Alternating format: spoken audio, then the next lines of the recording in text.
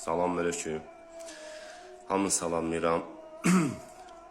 Azərbaycan Respublikasının Cənab Prezidentini sizə salamlayıram. Vətəndaş kimi Yusuf Elmir Elmanoğlu Yevlax şəhər Cahangir Şərif 67-də yaşayan Yevlax şəhərinin vərəm dispanserinin təzə direktor təyin olunubdur. Heç bir xəstəlikdən başı çıxmır. Adamım var deyib oturub burada. Şəhid ailələrə, qazilərə heç birinə münasibət yaxşı göstərmir. Mən özüm ağciyər xəstəsiyəm. 14 il pensiyalıram. Mənim pensiyamı kəsilmək üçün Cənab Prezidentə məktub yazmışdım sizə. O məktubun cavabında Bakıda deyil mənim adamlarım var. Sağ heç bir şeyə düşmür sağ pensiya. Hal-hazırda mən ağciyər xəstəsiyəm.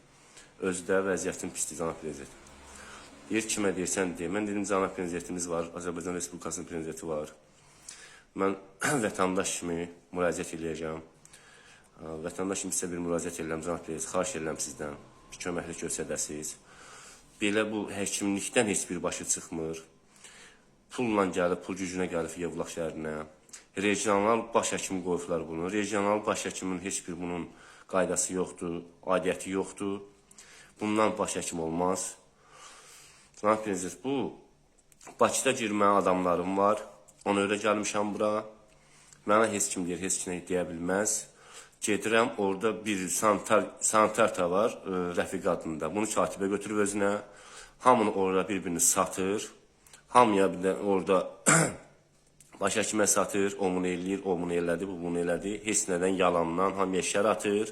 Özü qavağa getmək üçün. Xahiş edirəm Cənab Prezident. Bizə köməklik eləsiniz və o həkimi orada komisiya göstərəsiniz.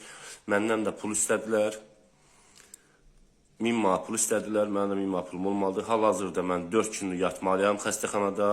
Mənim o Rəfiqə adlı sanitar da getdi, məndən satdı. Məni qoymadılar bugün ki, o ora yaramır. Güya mən naciz xəstəyəm.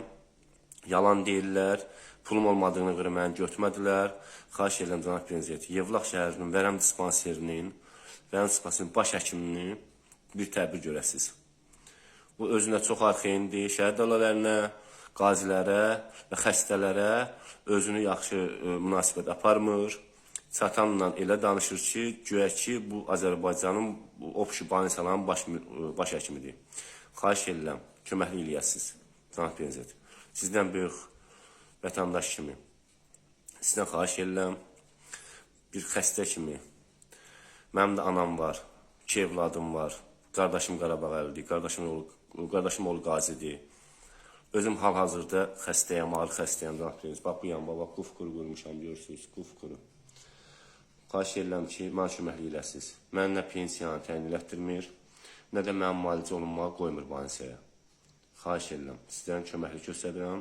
Sağ olun, Allah sizdən razı olsun. Cənab Prezident, Allah köməyiniz olsun. Tez bir zaman sizdən cavab gözləyirik.